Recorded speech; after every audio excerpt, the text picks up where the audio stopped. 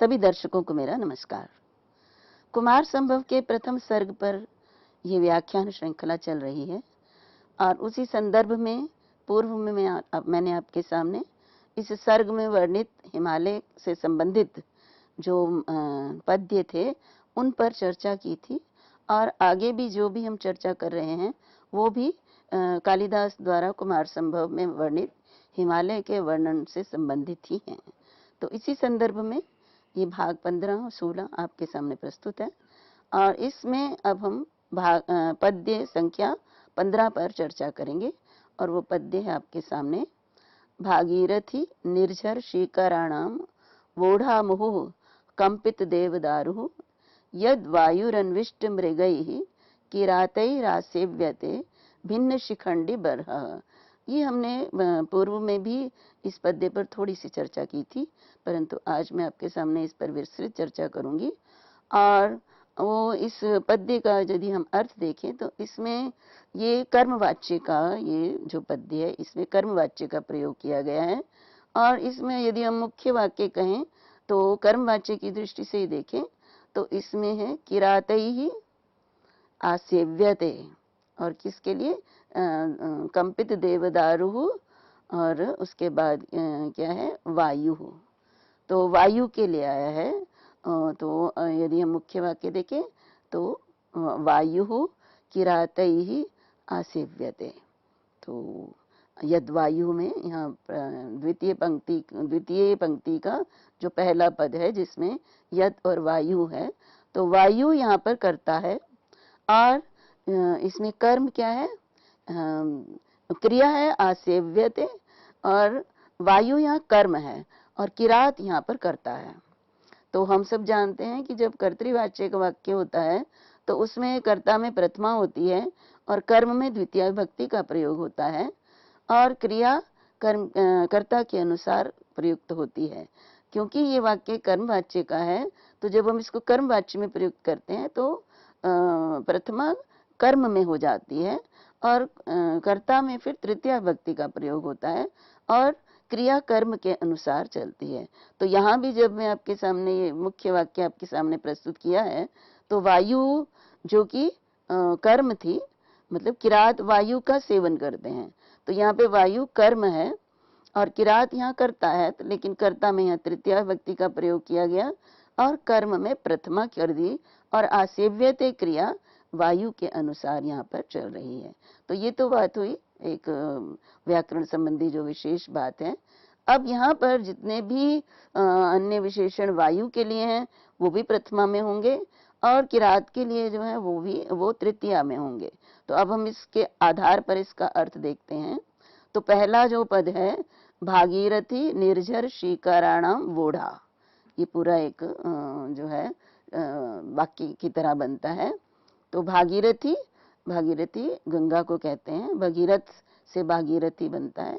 भगीरथ के पुत्र भागीरथ गंगा को पृथ्वी पर लेकर आए थे स्वर्ग से, तो इसलिए गंगा का नाम भागीरथी भी है। तो भागीरथ के द्वारा लाई गई।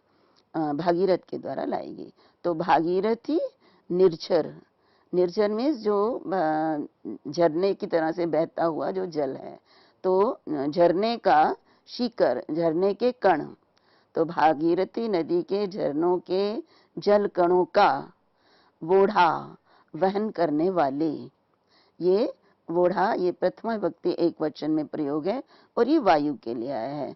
तो हम इसको वायु के साथ ही जोड़ेंगे, पर पहले हम विशेषणों को और भी लेते हैं। दूसरा विशेषण कंपित देवदारु, और वायु कैसी है, देवदारु वृक्षों को कंपाने वाली है, हिला देती है। जब वायु चलती है तो देवदारु वृक्ष के जो पत्ते टहनी है वो हिलने लग जाते हैं। तो देवदारु को कंपित करने वाली, हिलाने वाली। और उसके बाद वायु के लिए एक और विशेषण आया भिन्न शिखंडी बरह। तो शिखंडी मोरों के बरह होते हैं पंख, तो मोरों के पंखों को भिन्न मीन्स उनको बिखेर देने वाली। मोर जब वायु चलती है तो मोर के जो पंख हैं वो बिखर कर फैल जाते हैं, तो उसके लिए कहा, वायु के लिए कहा भिन्न शिखंडी बरह, शिखंडियों के, मयूरों के बरहों पंखों को भिन्न मीन्स बिखेर देने वाली वायु। तो यहाँ पे देखिए ये तीनों विशेषण लगाने के बाद हम वायु का प्रयोग करते हैं।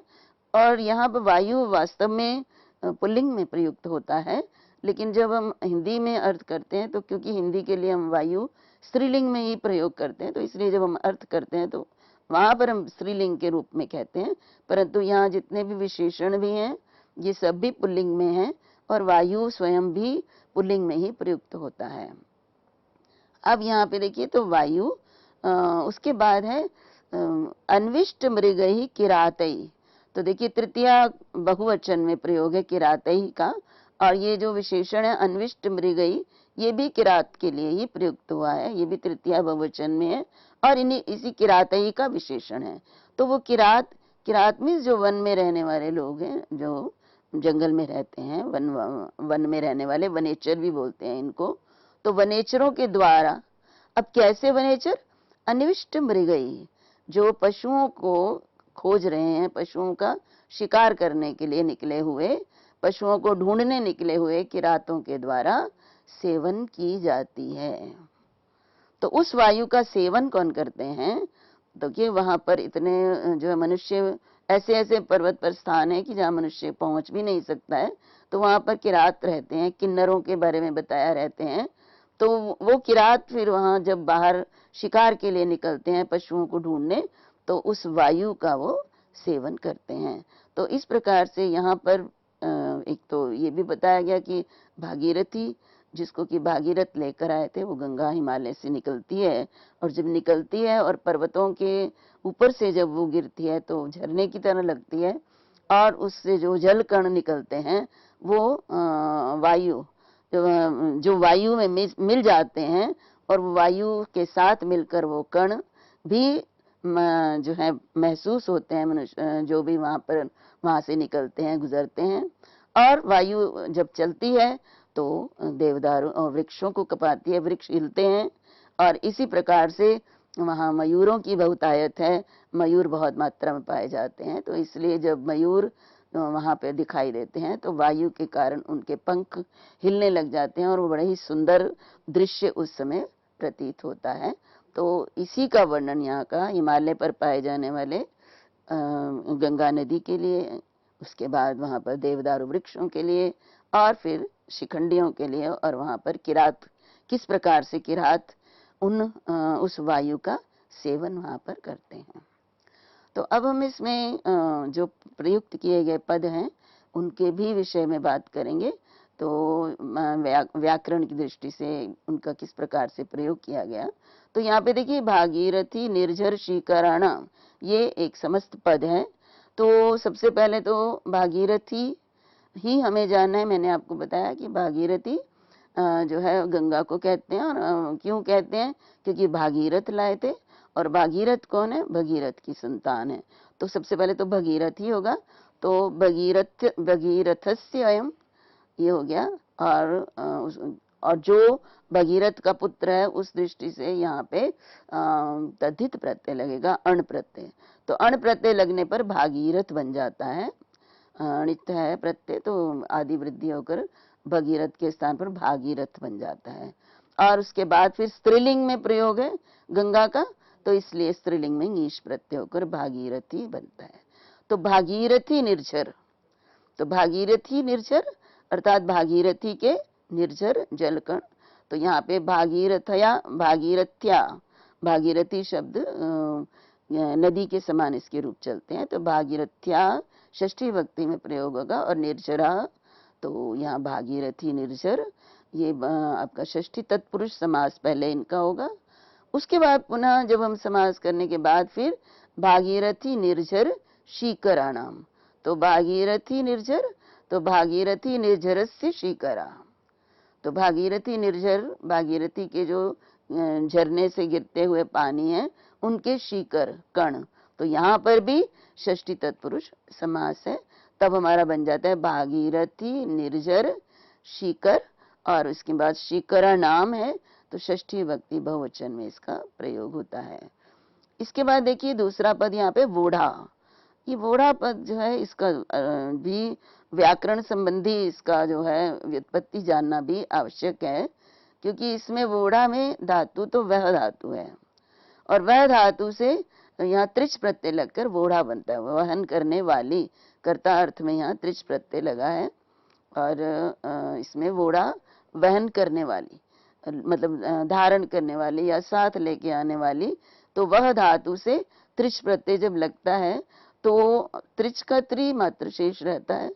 अब यहाँ पे वह का जो ह है उसको एक सूत्र है जिससे कि हो ढ, तो ह के स्थान पर ढ हो जाता है। तो जब हमने ह के स्थान पर ढ किया तो उसके बाद ढ करने के बाद झषस तथो धो ध, ये सूत्र है जिससे झष प्रत्याहार के वर्ण के बाद यदि त हो थ हो तो उसको ध हो जाता है।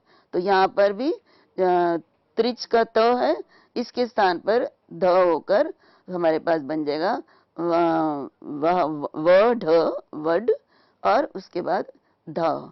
तो त्रिच प्रत्यय इसलिए यहाँ पर सार्वधातु का धातु कैसे व के आकार इसको गुण भी उ भी होगा, तो वोढ़ा इस प्रकार से वो। और उसके बाद देखिए स्टुनाष्टु सूत्र है जिससे कि जो हमने ढ किया था उसके स्थान पर ढ हो जाता है। तो यहाँ पे वह का जो व है उसको संप्रसारण हुआ है, ऊढ़ा व ऊढ़ा वोढ़ा, तो इस प्रकार से ये वोढ़ा शब्द बन जाता है। अब उसके बाद आपके सामने जो पद है वो कंपित देव दारू, तो कंपित देव दारू, तो इसमें इसको जब हम इसका विग्रह करेंगे या इसको पृथक करेंगे तो इसमें है कंपित देवदारू कंपिता देवदारवः येन सह, अर्थात जिसने देवदारुओं को कंपित कर दिया है। तो किसके लिए प्रयोग हुआ? ये वायु के लिए। तो ये कैसा है? बहुव्रीहि समास हमारे सामने है। इसी प्रकार से जो अगला पद है अन्विष्ट मृगई, अब अन्विष्ट मृगई किसके लिए आया? किरातई के लिए आया है। तो अन्विष्टा मृगाः यैस्ते, जिन्होंने मृगों को अन्विष्टा मतलब ढूंढा है, तो ऐसे कौन? किरात। तो ये भी अन्य पद के अर्थ के लिए प्रयुक्त हुआ, इसलिए ये हमारे सामने ये भी बहुव्रीहि समास है। उसके बाद देखिए शिखंडी नाम बरहा, तो शिखंडी नाम बरहा, तो यहाँ पे अब भिन्न शिखंडी बरहा है हमारे पास शब्द। तो पहले शिखंडी बरहा को हम करेंगे तो वो है शिखंडी नाम बरहा, और फिर भिन्न शिखंडी बरहा, तो भिन्ना शिखंडी बरहा येन सह, ये किसके लिए आया है? ये वायु के लिए आया है। तो पहले तत्पुरुष है, षष्ठी तत्पुरुष शिखंडी बरहा में शिखंडी नाम बरहा, उसके बाद फिर भिन्ना के साथ इसका बहुव्रीहि समास है। शिखंडी के साथ भिन्ना को हम जब किस अर्थ में प्रयुक्त कर रहे हैं? ये हम वायु के अर्थ में प्रयुक्त कर रहे हैं। तो भिन्ना शिखंडी बरहा येन, येन यहाँ वायु के लिए है, सह वायु। अब उसके बाद आसेव्यते है, तो यहाँ आप उपसर्ग सेव धातु और यक प्रत्यय लगता है। जब हम आत्मनेपद में और कर्मवाच्य में प्रयुक्त करते हैं तो यक प्रत्यय का प्रयोग होता है, और फिर इसको आत्मनेपद में प्रयोग करने के लिए यहाँ लट लकार प्रथम पुरुष एक वचन का प्रयोग है, इसलिए आसेव्यते ये रूप हमारे सामने प्रयुक्त होता है। अब यहाँ पे वायु के संबंध में प्रस्तुत पद्य में वायु की विशेषताओं के विषय में हमें ज्ञात होता है। तो पहला जो पद है जिसमें कहा भागीरथी निर्झर शीकराणाम वोढ़ा, इससे उस वायु की शीतलता का ज्ञान होता है। अर्थात हिमालय पर जो वायु चलती है उसमें भागीरथी के जलकण मिश्रित होते हैं, इसलिए वो वायु शीतल होती है। तो यहाँ ये ध्यान रहे कि जो पूर्व पद्यों में भी हमने पढ़ा था कि जो है वहाँ पर ऋषि मुनि जो है तपस्या करते हैं, और जब बहुत अधिक गर्मी होती है, धूप होती है, तो वो उससे बचने के लिए जो नीचे पर्वत हैं, उन नीचे जो बादल हैं, जहाँ तक नीचे बादल होते हैं उस भाग में आकर वो छाया में विश्राम करते हैं, और जब पुनः वर्षा होती है तो फिर ऊपर धूप वाले प्रदेशों में चले जाते हैं। तो इससे ये भी पता चलता है कि गर्मी के समय का ये वर्णन है, और गर्मी के समय गंगा नदी के जल कणों से युक्त वायु जो है वो बहुत ही अधिक शरीर को संतुष्टि और जो है आराम प्रदान करती है। तो ये वायु की शीतलता के विषय में इस पद के द्वारा पता चलता है। इसलिए अब देखिए दूसरा है कंपित देवदारू। तो इसका क्या प्रयोजन है कहने का? भी ये तो सभी जानते हैं कि जब हवा चलती है तो वृक्ष, पत्ते इत्यादि हिलते ही हैं। तो इसकी विशेषता ये है कि ये बताना चाहते हैं कि पहले भी हमने पद्यों में पढ़ा कि देवदारू वृक्ष से एक बहुत ही सुगंधित इसकी सुगंध बहुत अच्छी होती है। तो जब देवदारू के वृक्ष हिलेंगे तो उनके हिलने से जो उनकी सुगंध है वो उस वायु के अंदर आ जाएगी। तो ये सौरभ्य जिसको बोलते हैं, सुरभि, उसकी सुगंध जो है वो उस हवा में मिली हुई है। तो एक वायु का एक और विशेषण हमारे सामने हो गया। और तीसरी जो बात कही उन्होंने, भिन्न शिखंडी बरह, अर्थात मोरों के पंखों को भिन्न फैला रही है। तो ये इसको कहने का क्या प्रयोजन है? ये सारी जो भी विशेषण दिए गए हैं ये तो वास्तव में जब वायु चलेगी, नदी होगी तो वो होंगे ही, और देवदारू वृक्ष होंगे तो हिलेंगे, और अगर मोर हैं तो जब वृक्ष के पत्ते इत्यादि हिलते हैं तो शिखंडियों के पंख तो हिलेंगे। लेकिन कवि का यहाँ पे प्रयोजन कुछ और है, जो कि मैंने आपको दो में तो बताया। तीसरे में यह है कि वो वायु चलती है तीव्रता से, लेकिन वहाँ जैसे जैसे वो आगे बढ़ती है, मयूरों के पंखों को जब वो हिलाती है तो उससे ये पता चलता है कि वो वायु जो है वो धीरे धीरे वो मंद मंद होती है। ऐसा नहीं है कि वो वायु जो है, देखिए वायु भी कई प्रकार की होती है। एक तो वायु ऐसी होती है जो कि बवंडर के रूप में चलती है, और कई जो है मनुष्यों की जान भी उससे चली जाती है, और सुखद भी नहीं होती है। तो यहाँ पे भिन्न शिखंडी बरह कहने से ये प्रयोजन है कवि का कि उस वायु में मांद्य है, मंदता है, मंद मंद चल रही है। ऐसा नहीं है कि वो शरीर को किसी प्रकार का कष्ट दे रही है। तो कालिदास की विशेषता ही ये है कि उनके वर्णनों में दिखने में लगता है कि बहुत सामान्य है, परंतु उनके अंदर विशिष्ट अर्थ छिपे होते हैं। तो यहाँ पर अगर हम अलंकार की बात करें इस पद्य में, तो स्वभावोक्ति अलंकार है। हम सब जानते हैं स्वभावोक्ति अलंकार में जब किसी की स्वाभाविक चित्रण किया जाए तो यहाँ पर वायु का स्वाभाविक चित्रण उसके स्वभाव के विषय में यहाँ बताया, इसलिए स्वभावोक्ति अलंकार है यहाँ पे। अब इसके बाद अगले पद्य पर आते हैं, पद्य संख्या 16, और ये पद्य आपके सामने है, इसको मैं पढ़ती हूँ आपके सामने। सप्तर्षि हस्तावचित चितावशेषाण्यधो, सप्तर्षि हस्तावचितावशेषाण्यधो विवस्वान् परिवर्तमानः पद्मानि यस्याग्रसरोरुहाणि प्रबोधयत्यूर्ध्वमुखैर्मयूखैः। और क्या हिमालय की और क्या विशेषता है और क्या करते हैं हिमालय पर्वत, उसके लिए इस पद्य में बताया। तो ये भी इसमें समस्त पदों का प्रयोग किया गया है। तो सबसे पहले कहा सप्तर्षि हस्तावचित अवशेषाणि, तो ये प्रथमा विभक्ति द्वितीय विभक्ति बहुवचन का प्रयोग है, और यहाँ ये विशेषण है यहाँ पे पद्मानी का। वास्तव में यदि हम उस पद्य में ये जान लेते हैं कि इसमें कर्ता कौन है, कर्म कौन है, और फिर हम ये बड़ी सरलता से जान जाते हैं कि कर्ता के विशेषण कौन से हैं और कर्म के विशेषण कौन से हैं और अन्य पद किस प्रकार से कौन से कारक में प्रयुक्त हुए हैं। तो यहाँ पे देखिए इसमें यदि हम यहाँ देखें पद्मानी है, पद्मानी मीन्स कमल, तो ये कमलों को प्रबोधयति खिलाता है, विकसित करता है। तो कौन विकसित करता है? सूर्य, विवस्वान। तो यहाँ विवस्वान सूर्य के लिए प्रयुक्त होता है।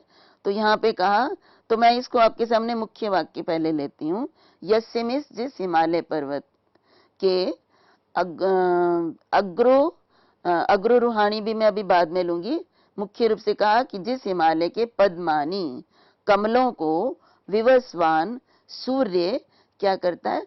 प्रबोधयति, प्रबोधित करता है, खिलाता है। हम जानते हैं कि सूर्य उदय होने पर ही, सूर्य जब तक रहता है तब तक कमल खिलते हैं, और जब सूर्यास्त हो जाता है तो कमल तालाबों में वो बंद हो जाते हैं। तो उसी के लिए इन्होंने यहाँ कहा, अब ये कौन से कमल हैं, कहाँ विद्यमान हैं, ये सब हम अब आगे के जितने भी विशेषण दिए गए हैं उनसे ही हम जान पाएंगे।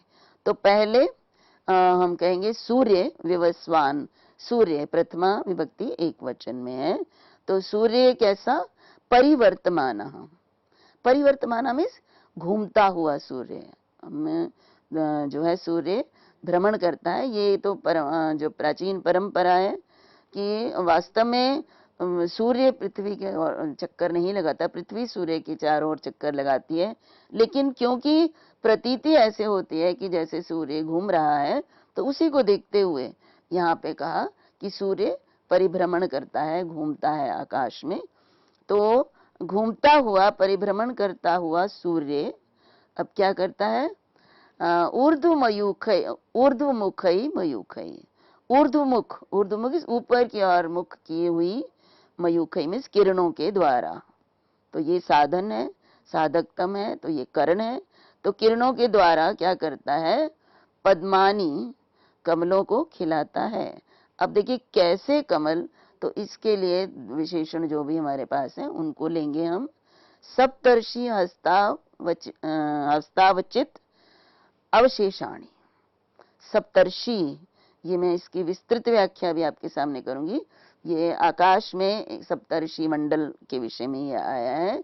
तो आकाश में जो तारों की एक जिस प्रकार की आकृति हम देखते हैं उसको सप्तर्षि मंडल कहा जाता है। तो वही उस सप्तर्षि के, उन्हीं सप्तर्षि, देखिए ये सप्तर्षि जो तारों के रूप में हम देखते हैं जिसको सप्तर्षि मंडल कहा जाता है, वो वास्तव में 7 ऋषियों के नाम पर ये सप्तर्षियों तारों के नाम पड़े हैं। और वो 7 ऋषि जिन्होंने महान महापुरुष हुए, महान कार्य किए हैं, तो इसमें उन्हीं सप्तऋषियों के विषय में बताया गया है जिनके नाम पर सप्तर्षि मंडल आकाश में तारागण दिखाई देते हैं। तो यहाँ पर हम उन सप्तऋषियों के विषय में बात कर रहे हैं। तो सप्तऋषियों के हस्त हाथ से अवचित चुनने के बाद, अवशेषाणी बचे हुए, सप्तऋषियों के हाथों से चुने जाने के बाद बचे हुए क्या, पद्मानी कमलों को। और उसके बाद एक और है अग्रसरोरुहाणी। अग्रसरोरुहाणी आगे विद्यमान, रूहानी में उगे हुए, आगे रुके सरोवरों में। अग्र और सरस, सरस सरोवर के लिए कहते हैं, तो आगे वाले सरोवरों में उगने वाले पद्मानी कमलों को कौन खिलाता है, सूर्य विकसित करता है। और सूर्य कैसा, अधो, नीचे सूर्य, अधो नीचे की तरफ का सूर्य घूमता हुआ ऊपर मुख वाली किरणों से उन जो है अग्रसरो, आगे की ओर अर्थात ऊपर की ओर सरोवरों में उगने वाले कमलों को खिलाता है। और कमल कैसे, सप्तर्षि हस्त अवचित अवशेषाणी, सप्तर्षियों के हाथों से चुनने के बाद अवशेषाणी में बचे हुए। तो यहाँ पर ये तो बात हमको समझ में आई कि इसमें सूर्य की किरणें किस प्रकार से हिमालय पर्वत पर सप्तर्षियों के द्वारा चुने जाने के बाद कमलों को खिलाती हैं। तो क्योंकि वो जो खिले हुए कमल है वो चुनकर ले जाते हैं और उसके बाद पुनः उनको विकसित करना जो दूसरे हैं, तो ये तो वर्णन हमें प्राप्त हो रहा है। परंतु इसके माध्यम से हमें कुछ विशेष बातें जिन पर हमें चर्चा करनी है, वो है सबसे पहले तो सप्तर्षि जो है वो कौन थे जिनके नाम पर आकाश में उस 7 तारों के एक समूह को सप्तर्षि का नाम दिया गया है। तो वो उनके कई प्रकार से कई अलग अलग नाम दिए गए हैं, मतलब अलग अलग ऋषि बताए गए हैं 7, लेकिन मुख्य रूप से जो ऋषि हैं वो मैं आपके सामने है इस पद्य के द्वारा स्पष्ट कर रही हूँ। मरीचि रत्रि पुलह पुलत्स्य क्रतुरंगिरा वसिष्ठश्च महाभागा सप्तैते ब्रह्मणा सुता। तो ये हैं सप्तर्षि, मरीचि, अत्रि, पुलह, पुलत्स्य, क्रतु, अंगिरा और वशिष्ठ, अंगिरस और वशिष्ठ, ये 7 ऋषि हैं। और ये ब्रह्मा के, स्वयं ब्रह्मा ने इनको उत्पन्न किया, ब्रह्मा के पुत्र कहे जाते हैं। तो ये प्रत्येक, इनमें से प्रत्येक ऋषि के विषय में अनेक प्रकार के जो है कथाएं प्रचलित हैं, और वो हमारे पुराणों में, हमारे शास्त्रों में प्राप्त होती हैं, जिनके कारण इनको इतनी महानता, और ये अमर हो गए, और इनको तारों के रूप में इनको नाम इनको दे दिए गए। तो ये भी एक बड़ी महत्वपूर्ण बात है। तो मैं आपके सामने ये चित्र मैंने निकाला है, देखा है। तो इसमें सप्तर्षि तारामंडल की आकाशीय स्थिति किस प्रकार से है, तो ये हमारे सामने है। वास्तव में ये ऐसा प्रतीत होता है जैसे कि एक पतंग हो और उसके साथ जो है डोर हो। तो इस प्रकार यहाँ मैं एक बात और बताना चाहूंगी कि हमारे जो प्राचीन ऋषि हैं, वो तो जो है मंत्र दृष्टा थे, वो तो, और वो ऋषि दर्शनाथ, उन्होंने जो कुछ भी लिखा है वो स्वयं अनुभव करके, स्वयं देख कर लिखा है। तो आकाश में जब उन्होंने विभिन्न प्रकार के तारों की स्थिति को देखा, और एक कुछ कुछ तारे समूह रूप में आकाश में दिखाई दिए, और उनमें कुछ आकृतियां उनको बनती हुई दिखाई दी। और तारों के संबंध में या नक्षत्रों के संबंध में यदि हम बात करें, तो ये तो जो एक अपने स्थान से मतलब बहुत ही समझ लीजिए बहुत हजारों वर्षों तक भी वहां से वो हिलते नहीं है। तो उन्होंने इन्हीं तारों को लेकर, इनको नक्षत्रों का नाम देकर, और इनकी जो स्थिति है आकाशीय गोलार्ध में जो स्थिति है इनकी, तो उसके आधार पर इन्होंने उन तारों के नाम पर ही, उनकी आकृति के नाम पर ही नक्षत्र जो हैं उनको देखा आकाश में, और उन नक्षत्रों को देखकर उनकी आकृति के नाम पर उनको उनके नाम दिए। और वो पूरे जो हमारा आकाश मंडल है गोलाकार, उसमें वो उनकी स्थिति कहाँ है, उसी के अनुसार नक्षत्र, तारागण, और उसके बाद फिर राशियां और कुछ और आकृतियां, 12 आकृतियां उन्होंने देखी उसी जो है मंडल के चारों ओर। तो उन 12 राशियों के भी उन्होंने नाम उनकी आकृति के आधार पर दिए। और फिर उनमें भ्रमण करने वाले जो ग्रह हैं वो एक राशि से दूसरी राशि में जब पहुंचते हैं, तो उन राशियों के कारण उनका मनुष्य के जीवन पर क्या प्रभाव पड़ता है, ये सारा जो है ये हमारा ज्योतिष विज्ञान जो है उसमें वर्णित किया गया है। तो यहाँ पर आकाश में जो एक सप्तर्षि मंडल है उसके जो आकृति आपके सामने है, और इसके विषय में विस्तार से भी आपके सामने यहाँ पे वर्णन प्राप्त होता है। तो सप्तर्षि मंडल किसे कहते हैं, क्या है, तो आकाश में ध्रुव तारे के चारों ओर ये 24 घंटे में एक चक्कर पूरा करता है। सप्तर्षि मंडल ये 24 घंटे में पूरा ध्रुव तारे के चारों ओर एक चक्कर पूरा करता है। और आकृति की बात करें तो इस मंडल के प्रथम 2 तारे सदैव ध्रुव तारे की सीध में ही दिखाई देते हैं। तो प्राचीन समय में जब दिशा ज्ञान करने का यंत्र नहीं था, तब इसी ध्रुव तारे की सहायता से ही दिशा का ज्ञान होता था। अब सप्तर्षि मंडल एक वैज्ञानिक जो है तारामंडल के लिए प्रयुक्त होता है, और वैज्ञानिक भी इसको सिद्ध कर चुके हैं। तो इसलिए अंग्रेजी में इसका नाम दिया अर्सा मेजर, और कोई ग्रेट बेयर भी इसको कहा जाता है, बिग बेयर भी कहा जाता है। तो इनका सबका अर्थ है बड़ा भालू। वो लोग आकृति के आधार पर, जैसे मैंने कहा, वो इसको इस प्रकार से नाम देते हैं। इसे अमेरिका और कनाडा में भी बिग डिपर के नाम से पुकारा जाता है, कहा जाता है, और चीन में इसे पेतेऊ कहा जाता है। तो मतलब कहने का तात्पर्य है कि सप्तर्षि मंडल जो है इसको सभी स्वीकार करते हैं, और जो एस्ट्रोनॉमी में जो गणना होती है वो उसमें इसकी बहुत अधिक सहायता होती है। तो यहाँ पे अब मैं आपके सामने कुछ पहले एक और इसके संबंध में बात बताना चाहूंगी सप्तर्षि मंडल के बारे में। तो ये पृथ्वी के उत्तरी गोलार्ध जो है उसमें आकाश में रात में दिखने वाला एक तारा मंडल है। और इसे देखा कब जा सकता है, तो फाल्गुन चैत मास में, और श्रावण और भाद्रपद मास तक यहाँ पे फाल्गुन चैत से लेकर श्रावण भादो तक ये आकाश में 7 तारों के समूह के रूप में देखा जा सकता है। अब इस पद्य में प्रयुक्त होने वाले पदों के संबंध में हम बात करते हैं। तो पहला जो पद है वो है सप्तर्षि हस्तावचित अवशेषाणि अधो। तो इसमें सबसे पहले सप्तर्षि जो शब्द है इसकी सिद्धि हमें करनी पड़ेगी। तो सप्तर्षि में ये पहले तो समास क्या है, सप्तचते ऋषयः, जो यहाँ पे दिक् संख्य संज्ञायाम एक सूत्र है तत्पुरुष समास करने वाला, और इस सूत्र के अनुसार सप्तचते ऋषय 7 ऋषि कर्मधारय समास है। और ये दिक् संख्य, तो दिक् यहाँ पे संख्यावाचक शब्द है सप्त, और इसका ऋषि के साथ समास होता है, और ये संज्ञा अर्थ में ही होता है। संज्ञा अर्थ में जब हम इसको किसी के नाम के रूप में प्रयुक्त करते हैं, यदि हम सामान्य रूप से कहें 7 ऋषि, तब हम सप्तर्षि नहीं प्रयोग करेंगे। सप्तर्षि ये तारामंडल जो है इसका नाम है, इसलिए हम यहाँ पर संज्ञा अर्थ में प्रयुक्त होने के कारण यहाँ पर इस सूत्र से समास करेंगे, और समास करने के बाद सप्तऋषि ये हमारे पास प्राप्त होता है। अब सप्तऋषि इसको जब हम एक पद बनाना चाहेंगे तो इसमें संधि होगी, त में अ है और ऋषि का री है, तो आद गुणा अ वर्ण के बाद स्वर री होने के कारण यहाँ पर गुण होगा, और गुण हम जानते हैं अ ए ओ ही होता है, तो यहाँ पे अ होगा गुण, और क्योंकि री के स्थान पर हुआ है इसलिए उरण रपर सूत्र द्वारा इसके परे र लगाकर सप्तर्षि ये बनेगा।